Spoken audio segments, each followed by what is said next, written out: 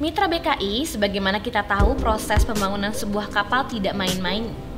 Harus diperhatikan dari segi keamanan dan juga keselamatan baik bagi penumpang maupun juga pengemudi kapal itu sendiri. Hal ini perlu dilakukan agar kapal yang digunakan aman dan selamat sehingga tidak menimbulkan kerugian bagi pengguna transportasi laut.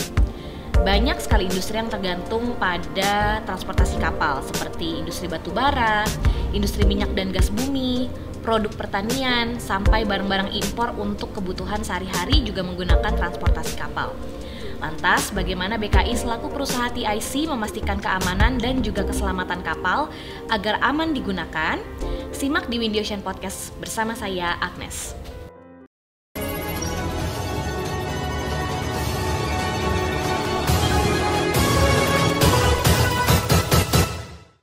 Semangat pagi Mitra BKI!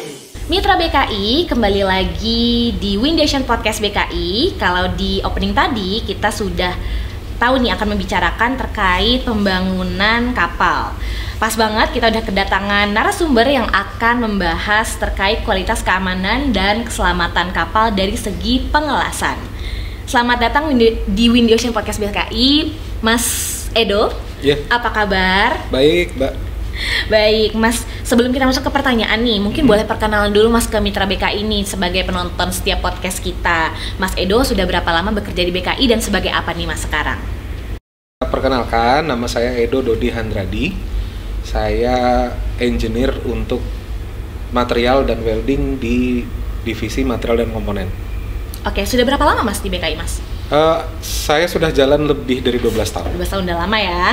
Lumayan. Baik, Mas mungkin boleh cerita sedikit nih kenapa masuk di BKI sampai akhirnya tertarik buat ngulik lebih jauh tentang welding atau lebih dikenalnya dengan sistem las kapal ya? Oke, jadi sekitar 12 tahun yang lalu saya kan memang sudah bergelut dengan welding, coating, material, pipa dan lain-lain. Nah, salah satu yang menjadi acuan pekerjaan saya dulu itu adalah rulesnya BKI. Oke. Nah, ketika ada lowongan nih, BKI lagi ada lowongan nih, ya udah ngelamar lah ceritanya. Alhamdulillah sih keterima. Oke. Nah, setelah itu diposisikan pun di bagian yang memang ngurusin welding, materials dan lain-lain. Cocok ya berarti? Cocok. Makanya jadinya masuk nih interestnya saya sama dengan yang dulu pernah saya baca, terus sekarang malah jadi bener sebagai pelaku atau orang yang memang ngurusin tentang rules itu tadi. Gitu. Tapi sebelumnya berarti memang sudah tahu welding tapi belum yang kapal kan Mas? Bukan yang berkaitan dengan kapal kan? Belum, karena sebelumnya saya di oil and gas. Nah, jadi kenapa nih Mas bisa tertarik dengan welding atau sistem pengelasannya pada kapal nih khusus? Oke, tertarik dengan welding itu sebenarnya karena latar belakang disiplin ilmu lah. Saya kan sarjana di teknik metalurgi. Oke. Nah, metalurgi ini kan sebenarnya ilmu yang mempelajari tentang logam nih, karakteristik logam dari penambangan sampai nanti pemakaian, pembuatan dan segala macam, sampai nanti daur ulang dan muter lagi nih. Nah, salah satu dari ilmunya metalurgi ini tuh ada yang disebut dengan welding, ada yang disebut dengan coating untuk corrosion control. Nah, dari zaman saya kuliah itu udah tertariknya sama welding dan corrosion control. Nah, ketika di BKI ternyata ngurusinnya ya welding lagi. Nyambung banget tuh ya. Jadi ilmunya bermanfaat nih Mas sampai kerja ya. Baik Mas Edo, dari tadi yang Mas sampaikan nih kan terlihat nih Mas Edo sudah berpengalaman ya di bidang welding apalagi khususnya pada kapal ya Mas. Nah, mungkin Mas Edo bisa sharing sedikit nih tentang bagaimana sih prosedur dari sertifikasi pengelasan kapal sampai pada akhirnya kapal tersebut approve nih dari sisi pengelasan Mas. Oke, jadi gini, kita tuh banyak yang miss dengan hal ini karena memang orang membayangkannya itu proses pengelasan ini tuh hanya untuk nyambung doang. Nah, ibaratnya kalau kita tuh ngomongin buat baju lah, paling sederhananya buat baju nih analoginya. Baju itu kan harus dijahit ya. Iya. Nah, proses jahit di baju itu adalah proses pengelasan di kapal. Oke. Nah, kalau kita ngebayanginnya adalah baju yang sudah didesain dengan baik, menggunakan raw material yang sudah bagus nih, kita pakai sutra atau apa gitu-gitu. Tapi kalau nanti ketika dijahit sama penjahit yang tidak berkualifikasi ini, nggak punya pengalaman, sebagus apapun desainnya, sebagus apapun raw materialnya, hasil bajunya pasti nggak akan bagus. Nah, hal yang sama itu bisa kita aplikasikan pada saat pembangunan kapal. Kalau kapal itu kan kita ngomongin ini saya tuh kalau bajunya, bahan dasarnya di kapal itu berarti kan material platnya nih, mau plat baja atau mau plat aluminium. Disambungnya kan menggunakan proses pengelasan. Ketika proses pengelasannya nggak baik, kita bisa kebayang nggak nih kapal akan jadinya seperti apa? Bakal bisa kejadian kapalnya jadi nggak lurus, atau kapalnya jadinya nanti berat sebelah. Kalau tenggelam bisa ya? Sampai ke sana. Nah, makanya jadinya ketika kita ngomongin pengelasan yang baik sampai bisa diterima dengan standar atau aturan yang kelas, itu berarti nanti ada banyak nih yang memang harus dipenuhi sama galangan-galangan kapal sebagai pembuat atau si penjahit kapalnya tadi. Pembangunnya. Nah, dimulai dari sebelum proses weldingnya sampai nanti setelah proses welding. Nah, ini semua nanti ada banyak nih kategori-kategorinya. Di rulesnya kita di BKI itu diatur ketika kita ngomongnya sebelum pembangunan nih, itu kita harus cek dulu nih pengelasan udah ada prosedurnya apa enggak. Karena kan semua pekerjaan ini tuh harus ada acuan dong. Betul. Kalau nggak ada acuan artinya kita nggak tahu nih bagaimana cara melaksanainnya. Contoh sederhana tuh kalau makan aja, prosedur makan yang kita tahu kan ya disuap ke mulut nih. Ketika prosedur makan itu bahwa tidak disuap ke mulut, kan bisa kebayang orang bisa pakai chaosnya gimana kan gitu. Nah, makanya jadinya pertama mulai dari prosedur di kita itu namanya nanti ada approval untuk atau sertifikasi untuk welding procedure specification. Nah, welding procedure specification ini itu isinya terkait dengan semua parameter-parameter welding. Desain terkait dengan welding yang akan dilaksanakan di lapangan nanti pada saat proses pembangunan. Nah, di dalam sini tuh ada banyak sekali nih parameternya, walaupun nanti secara garis besar akan dibagi jadi 2 parameter yang esensial dan parameter non esensial. Oh, terbagi jadi 2 itu ya Mas ya? Ya, nanti di dalam sini tuh akan diatur nih supaya nanti siapapun orang yang akan melakukan pemeriksaan terhadap las-lasannya, dia tahu bahwa WPS-nya nomor sekian mengatur tentang segala macam nih, tujuannya yang nanti akan mengecek ini tuh ini WPS ini boleh, ini nggak boleh. Ini standarnya ini standarnya itu. Mana yang dia masuk kategori, mana yang tidak masuk itu kategori. Sudah di state dari awal ya Mas ya? Sudah. Jadi kita memang pasti pada saat pembangunan kapal itu kita pasti akan minta nih mana WPS-nya. Kalau memang WPS-nya belum di-approve, maka nanti kita akan minta untuk di-approve. Ketika nanti WPS-nya sudah selesai nih, anggap nih WPS-nya sudah oke. Nah, sekarang masuk ke bagian yang paling penting juga. Itu adalah terkait dengan juru lasnya, karena kita udah punya prosedur nih, kayak saya bilang tadi nih, kita ada desain nih, desainnya kan bentuknya dalam prosedur. Prosedurnya sudah oke, semua sudah dibuktikan, kita sudah bikin sampel, kita sudah bawa ke lab, kita uji, kita macam-macam lah, pengujiannya ada banyak sekali. Nah, tiba-tiba nih sekarang nih pelaksananya nih, juru lasnya nih, kita juga kalau sembarangan juga nggak bagus dong hasilnya. Akhirnya makanya nanti akan dilakukan pengujian terhadap kualifikasi welder tersebut. Nah, juru lasnya ya. Betul. Ini akan menjadi sertifikasi yang terpisah. Jadi awalnya nanti ada sertifikasi terkait dengan welding prosedurnya, lalu nanti ada sertifikasi terkait dengan juru lasnya. Nah, si welder ini atau juru las ini nanti akan kita kumpulin. Setelah kita kumpulin, kita data, mintain pas fotonya, KTP-nya. Lalu nanti kita akan brief, surveyor itu akan brief bahwa nanti pengujiannya akan seperti apa.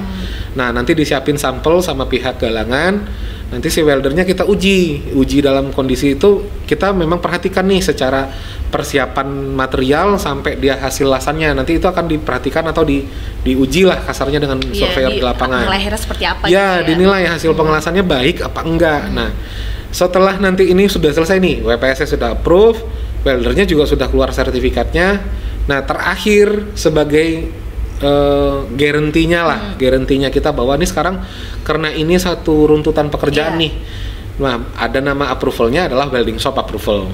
Nah, welding shop approval. Welding shop, Nah, jadi kita akan lakukan sertifikasi terhadap si galangannya atau bengkel lasnya. Oh, bengkel juga diuji juga ya? Betul, betul, karena gini, sebenarnya kan prosesnya memang ada banyak ya. Iya, betul, panjang sekali. Nggak cuma WPS, welder, nggak. Sebenarnya itu kita ketika ada proses pengelasan itu tuh secara company standarisasi merekanya tuh terhadap kualitas welding itu seperti apa? Beda-beda dong berarti ya Mas kemungkinan ya? Kalau acuannya di rulesnya BKI ya berarti hanya rules BKI. Tapi ketika dia mengacu ke standar lagi di luar sana itu ada banyak sekali nih standarnya. Beda-beda ya? Pasti beda-beda. Lalu selain itu nanti siapa sih orang yang akan bertanggung jawab nih terhadap semua proses welding ini, proses produksinya ataupun proses quality controlnya. Nah, ini juga kita harus cek. Ini juga harus diperhatikan. Terus nanti ketika dia dihadapkan dengan pemeriksaan visual nih, satu company atau satu welding shop itu harus paham bahwa memang tugasnya orang A adalah ini, orang B adalah ini, sehingga nanti nggak ada lagi nih yang tolak-tolakan dalam sudah artian ada porsi masing-masing. Betul, karena kadang-kadang kan ya kita kalau di lapangan nih misalnya ada welding yang tidak baik, terus kita kasih mark nih bahwa ini harus diperbaiki gitu ya, atau ini harus dibagusin lagi lah sama si kasarnya orang gitu. itu ya. Kalau company yang dia merasa bahwa dia tidak punya quality management system yang baik nih, mereka tuh nggak terima nih surveyor lapangan ketika mengkoreksi itu, mereka nggak terima.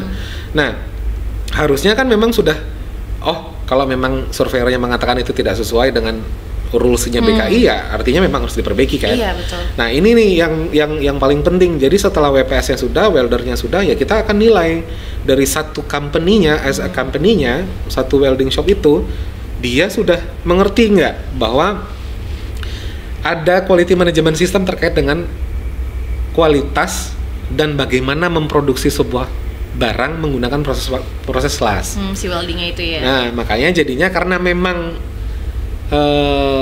di rules BKI itu adalah welding shop ini tuh kayak step berikutnya dari approvalnya WPS dengan welder. Kalau memang sudah dapat WPS sama welder, ya udah sekalian kita dapetin yang welding shopnya. Langsung ya, sekaligus supaya gitu. Semua satu paket dapat. Oke, berarti prosedurnya cukup panjang ya Mas, malah panjang banget sih menurut saya itu kalau kayak gitu. Kalau dibilang panjang sih enggak ya. Oke. Cuma mungkin banyak komponennya gitu ya Mas ya. Sebenarnya itu gini, kalau saya jelasin per satu-satu proses, yes, terkesannya itu kayaknya panjang. Betul. Tetapi itu kita bisa laksanakan dengan cara yang lebih sederhana. Contohnya apa? Misalnya gini nih, kalau saya punya WPS, saya bikin prosedurnya, lalu saya punya weldernya nih. Dan welder ini udah pasti nih akan mengelas ngacu ke WPS ini. Pada saat saya melaksanakan sertifikasi WPS ini, melakukan kualifikasinya, si weldernya juga sekalian saya uji. Oh iya. Jadi dia yang melakukan bikin sampelnya, lalu dari sampel yang saya uji untuk kualifikasi WPS saya juga saya gunakan sebagai kualifikasi si juru lasnya. Nah ini kan ngirit waktunya lumayan daripada kalau saya harus WPS dulu, gitu ya, welder dulu. Iya, makanya jadinya nanti barengan aja. Kalau memang saya misalnya ini anggap saya punya 3 WPS, welder saya ada 6, saya bagi 2 nih, 2 WPS, 2 welder ke 1 WPS. 2 welder 1 WPS lagi. Ya udah, 2 ke 6-6-nya bikin sampel. Oh, bisa jalan bersama, bareng gitu ya, benar-benar. Jadi irit waktu. Nah, kalau memang sudah bisa bersamaan, nanti kita bisa lakukan pengurusan terkait dengan laporan dan penerbitan sertifikat. Tinggal masuk ke next welding shop-nya aja. Oh iya, benar juga sih. Jadi lebih cepat ya. Iya, betul. Baik, tapi kalau misalnya kita bicara secara keseluruhan proses nih Mas, itu kurang lebih berapa lama Mas kalau kita bicara tentang durasi nih? Kalau kita ngomong durasi yang agak lama itu sebenarnya adalah di WPS. Oke. Karena WPS itu ketika galangan nanti dia bikin nih prosedurnya. Di BKI itu ada nanti beberapa welding engineer yang akan periksa WPS-nya. Kurang lebih ini akan makan waktu sekitar 15-30 hari. Oh, lumayan. Bukan pemeriksaan dokumennya ya, cuma memang prosesnya. Dari pemeriksaan dokumen, nanti dokumen ini sudah selesai nih, preliminary WPS-nya sudah selesai ataupun pre-qualified WPS-nya sudah selesai. Nanti yang lama itu adalah membuat sampel. Karena kan nanti platnya akan kita las, lalu dari proses pengelasan akan dibawa ke lab. Di lab nanti akan dipotong-potong nih, ada banyak pengujiannya. Oke. Nah ini nih yang kalau menurut saya biasanya agak lama. Tapi kalau kita bisa intens dalam artian ini antara BKI dengan welding shopnya bisa komunikasi dengan baik nih, terus ngerjainnya, tektokannya cepet nih ya. Saya pernah kok 1 minggu ngebuat WPS itu pernah. Selesai itu Mas? Selesai. Langsung ya? Selesai. Habis itu welder itu kalau menurut saya itu paling gampang. Oke. Karena kalau saya punya 20 mesin atau galangannya punya 20 mesin, dalam waktu bersamaan 20 welder itu bisa saya uji. Itu gak nyampe sebulan Mas? Enggak, hari itu aja. Oh ya, cepet banget. Hari itu dia las, habis itu nanti selesai dia ngelas. Kan visual nih pertama. Oh iya, karena langsung bener, juga kan ada 20 orang kan. Bener. Saya tinggal nungguin mereka selesai ngelas. Begitu selesai ngelas berarti ada 20 sampel nih yang harus saya cek nih, gitu, harus saya inspek nih. Kan lihat visual dulu. Begitu visualnya sudah oke, nggak ada kendala, baru nih yang lamanya di sini nih. Antara nanti dibawa ke lab untuk diuji bending, atau kita manggil NDT company untuk melakukan radiografi atau UT kan. Oh, dites lagi ya? Ya, diuji lagi nih secara non destruktif test. Kalau radiografi itu kalau nggak salah saya tuh paling cepat itu 1 hari ya. Jadi kalau dia testing hari ini sore, besok pagi. besoknya kita dapat report. Besok atau siang atau sorean lah. Kita dapat report. Kalau UT on the spot kan. Kalau UT itu begitu dia lakukan pengujian ultrasoniknya, kita bisa langsung ikut lihat kurvanya. Kita tahu oh ini accept atau ini reject. Langsung ketahuan ya. Langsung ketahuan. Nah, ketika dia reject, weldernya tuh masih diizinkan untuk retest 1 kali. Masih ada kesempatan. Masih ada kesempatan. Kalau WPS, kalau ketika dia reject atau dia ada pengujian yang tidak sesuai, ini yang susah, ini yang lama karena si welding engineer-nya, baik yang dari BKI dan yang dari Galangan, itu benar-benar harus menganalisa lagi kenapa WPS-nya gagal, di mana parameter welding yang mana yang salah. Semata-mata di cut off gitu ya, Mas? Tidak. Apalagi kan kalau di aturan kita ketika ada pengujian yang dia gagal nih, anggap nih uji tarik nih. Tadinya kita uji tariknya sampelnya 2, gagal salah 1. Yang gagal ini di posisi mana, itu retestnya harus 2. Jadi sampel untuk menggantikan yang gagal, saya harus ngelas lagi. Iya, ngulang lagi dong. Dan ukuran sampelnya jadi berubah kan. Karena ada 2 sampel tambahan yang kayak gitu-gitu. Nah itu yang mempengaruhi hasil, Mas. Kalau misalnya sampel barunya kan bentuknya beda nih. Betul. Mempengaruhi hasil lagi dong berarti. Bentuknya tidak beda, cuma maksudnya tuh saya harus spare ukuran lebih banyak.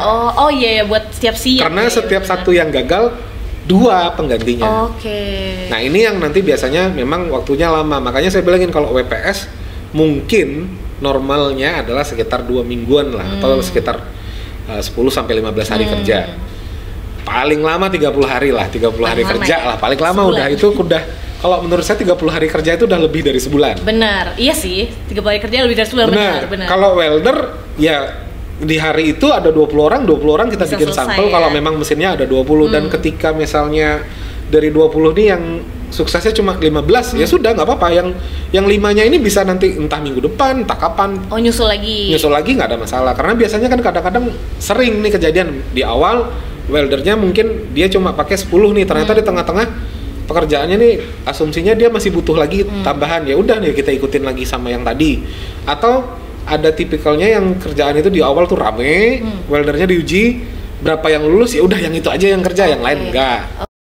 Baik Mas Edo, tadi kalau misalnya saya simak, berarti kan yang paling gampang prosesnya itu kan kalau kita bicara durasi yang sertifikasi welder ya Mas ya, mudah. Nah kalau yang paling rumit apa Mas? Yang paling rumit itu nggak ada yang rumit sih. Nggak ada yang rumit, oke. Welding shopnya juga nggak rumit. Kita rumit, cuma ngecek dokumen nih, kita cek dokumen di kantor pusat. Lalu nanti kalau kantor pusat nggak ada catatan apa-apa, oke nih kita go ahead lanjut. Nanti kita akan lakukan patrol survei ke galangannya atau ke welding shopnya.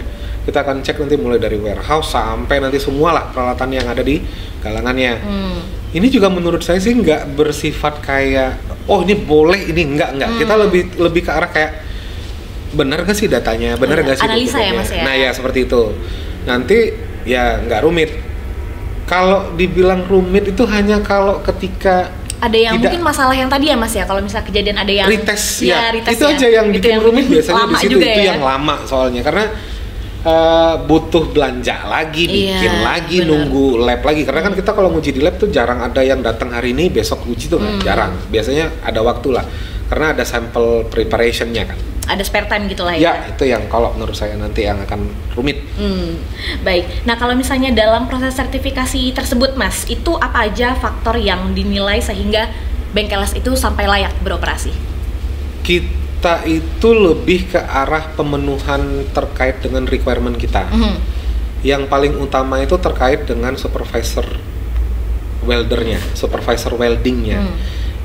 Kita ada requirement dia harus welding engineer. Kalaupun dia tidak memiliki kualifikasi welding engineer, kita bisa menerima welding inspector dengan minimal pengalaman 5 tahun. Oke, itu minimal? Minimal.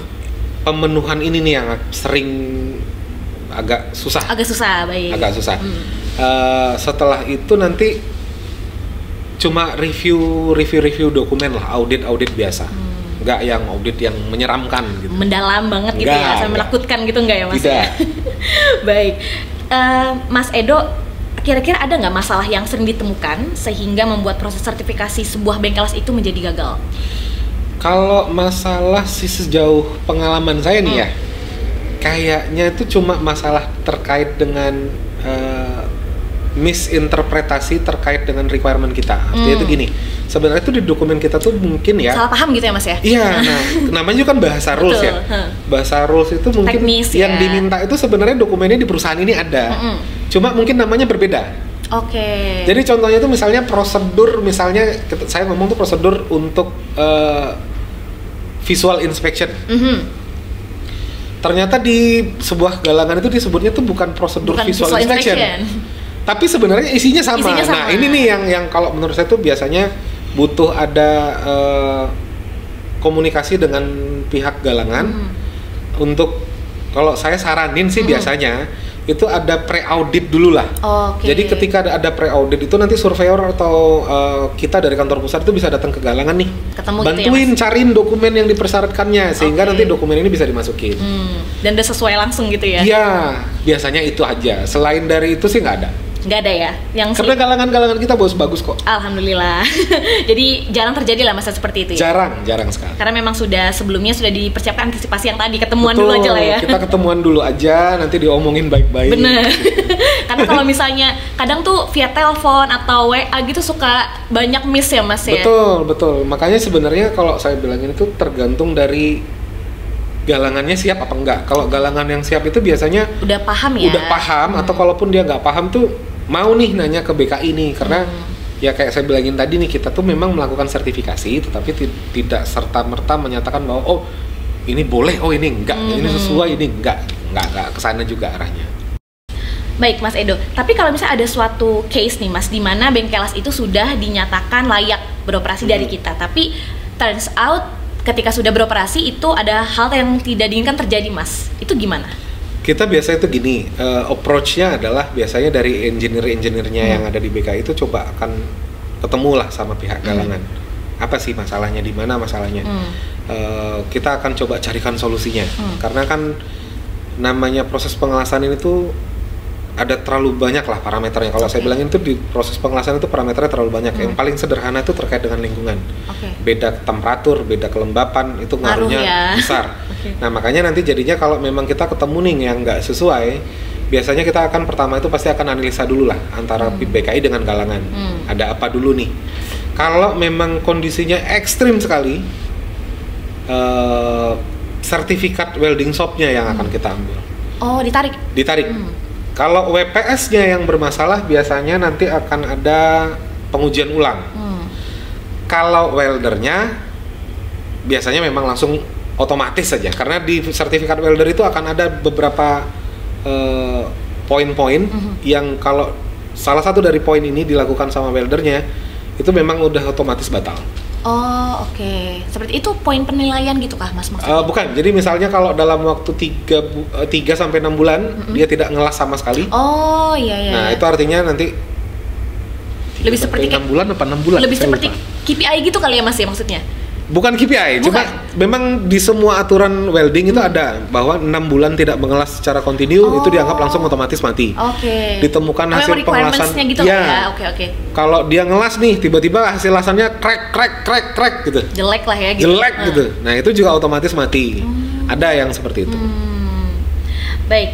Kalau misalnya untuk sertifikat welding shop tadi itu berlaku berapa lama Mas biasanya? Welding shop kita mulai dari 4 tahun sekarang. 4 Jadi tahun. dari misalnya kalau dari 2024 maka dia berlaku sampai 2028. Di tengah-tengah nanti di tahun kedua dia harus melaksanakan periodik. Tinggal periodik aja? Iya, tinggal periodik aja. Tadi kan Mas bilang itu berlaku selama 4 tahun ya. Kalau misalnya mau perpanjang nih Mas, nah ini kita udah mulai masuk membicarakan tentang jasa BKI ini Mas. Mau perpanjang, gimana prosesnya dari awal Mas? Kalau memperpanjang itu prosesnya justru jauh lebih sederhana. Lebih gampang? Pertama gini dulu, periodik dilaksanakan apa enggak? Kalau dia melaksanakan periodik, otomatis nanti pada saat renewal kita hanya perlu konfirmasi atau kalaupun dengan adanya kunjungan ke galangan, maka kita cuma mastiin bahwa tidak ada yang berubah dari kondisi awal pada saat dia kita setujui. Yang permohonan awal itu ya? Ya, dari permohonan awal. Jadi misalnya welding supervisornya adalah Mr. A gitu ya. Masih ada nggak orangnya? Sertifikatnya masih berlaku nggak? Nah, lebih ke arah yang seperti itu. Tapi ketika dia tidak laksanakan periodik, maka akan diulang lagi dari awal. Malah masukin dokumen lagi, ngulang lagi dari awal semua. Itu yang repot ya Mas. Itu Berarti yang kalau repot. misalnya sudah periodik lebih sederhana ya prosesnya. Lebih sederhana. Apalagi kalau misalnya personil yang sebelumnya masih existing semua ya. Makanya kan kalau 4, ini bayangan saya nih ya, 4 tahun sertifikat, di tahun kedua kita lakukan audit nih untuk periodiknya. Yang kita periksa pun pasti skopnya masih sama dengan yang inisial kan. Lalu 2 tahun lagi setelah itu di tahun keempat kita lakukan renewal. Skopnya otomatis kan sama juga ngikut kan? dia ngikut. Ya? Iya betul. Makanya seharusnya kalau memang welding shop nih, kalau dia udah dapat sertifikat, dia laksanain periodiknya, lalu masuk tahun dia harus renewal, itu seharusnya lebih gampang. Langsung tinggal datang ke BKI, kasih permohonan mau perpanjang sertifikat, nanti kita coba lihat dilaksanakan nggak periodiknya, karena kan biasanya kan setiap proses yang dilakukan sama BKI kan ada laporan. Betul. Kita tinggal cek nih, atau surveyornya nanti akan tinggal cek aja, oh periodiknya udah pernah dilakukan, sudah ada pemeriksaan kan kelihatan semua di data ya Mas ya? Iya betul, jadi kalau sudah ada itu, ya sudah. Baik, kalau misalnya persyaratannya nih Mas untuk melakukan perpanjangan sertifikat Bengkelas, apa saja Mas yang perlu dilampirkan ke kita? Biasanya pasti yang pertama tuh adalah permohonan. Nanti akan ada permohonan formulir ya? Iya, ada formnya dari BKI. Tenang, bisa diminta, bisa di-download. Yang kedua itu ada nanti uraian Bengkelas namanya. Nah, uraian Bengkelas ini tuh ada di rules kita juga dan ada formnya juga. Silahkan diisi. Selain dari itu, kalau untuk perpanjangan menurut saya biasanya lebih ke arah statement letter bahwa memang tidak ada perubahan sama sekali dari kondisi awal. Dengan seperti itu ya sudah, nanti tinggal surveyornya menentukan kapan ya kita bisa datang untuk ngecek petrol aja, apakah memang masih ada warehouse-nya. Ya nggak, walaupun memang kondisinya ekstrim, tapi kan bisa jadi lah, bisa jadi tiba-tiba warehouse-nya nggak ada gitu, diganti untuk kebutuhan yang lain ya kayak gitu. Berarti tinggal istilahnya tinggal verifikasi aja gitu verifikasi Mas ya. Aja. Oke, dari persyaratan yang udah diterima gitu ya. Betul. Baik, bagaimana kalau pertama kali ingin baru membuat sertifikat Bengkelas ini Mas? Apa aja yang harus dipersiapkan dan apa yang harus dilakukan? Oke, kalau masih pertama kali banget nih, kita biasanya menyarankan untuk tidak langsung ke welding shop. Kita ke WPS-nya dulu. Karena kan seperti saya bilang, WPS ini yang paling agak kompleks lah. Kita nanti akan mintain WPS-nya, nanti dari WPS-nya kita lakukan persetujuan, setelah itu nanti baru kita cek weldernya. Weldernya sudah oke, kalau sudah ada sertifikat BKI, baru kita arahkan ke welding shop-nya. Nanti dari welding shop ini, menurut saya sih, kalau welder WPS sudah, biasanya nanti tinggal cuma terkait dokumen fasilitasnya apa aja, alat produksinya apa aja, alat quality controlnya apa aja, tinggal didata, disiapkan dokumennya, dikirim ke BKI. Ya. Nanti akan diperiksa oleh engineer yang ada di kantor pusat. Setelah itu, udah tinggal, kalau dokumennya sudah oke, kita nanti tinggal bikin schedule kapan bisa ke welding shop-nya. Survei gitu ya? Kita survei, kalau sudah selesai survei, seharusnya sih udah nggak ada masalah ya. Udah nggak ada masalah, aman ya? Aman lah. Nah, untuk pengiriman dokumen Mas, itu kan mungkin klien kita nggak cuma di Jakarta nih. Betul. Apakah wajib kirim fisik atau online bisa, soft copy? Bisa online. Aman ya? Sekarang kita tuh sudah bisa online semua. Bisa online ya? Aman. Kadang-kadang kan text time ya Mas kalau kita kirim dokumen hard copy ya? Bener, dan yang meriksa juga zaman sekarang kayaknya udah nggak kayak zaman saya. Kalau saya kayak yang masih suka yang fisik ya. Oh gitu. Kalau zaman sekarang kan orang bukanya semuanya instan, komputer. Buka pakai komputer, lihat gitu. Dan bisa di search. Kalau zaman dulu kan pakai bookmark manual lama. Bener. Baik Mas Edo. Nah, pertanyaan sebelumnya tadi adalah menjadi pertanyaan penutup kita pada podcast hari ini Mas Edo. Sudah jelas sekali informasinya dan pastinya BKI siap melayani ya Mas apabila ada permohonan terkait sertifikasi welding shop ya. Siap, pasti siap. Mas Edo, terima kasih lagi kami ucapkan sudah meluangkan waktunya di podcast BKI, sudah berbagi informasi juga nih tentang bagaimana persyaratan welding hingga proses sertifikasinya, baik untuk welding shop dan yang lainnya. Semoga di lain waktu kita dapat berjumpa lagi nih Mas dan membicarakan topik yang bermanfaat lainnya ya Mas. Baik. Oke. Ditunggu. Siap. Udah standby nih Mas Edo buat topik podcast selanjutnya.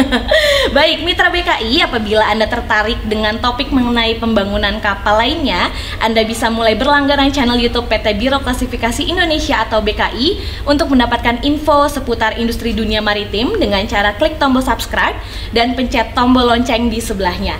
Jangan lupa untuk memberikan tanggapan mengenai topik selanjutnya pada kolom komentar di bawah ini. Sampai jumpa di Windy Ocean Podcast berikutnya. Terima kasih.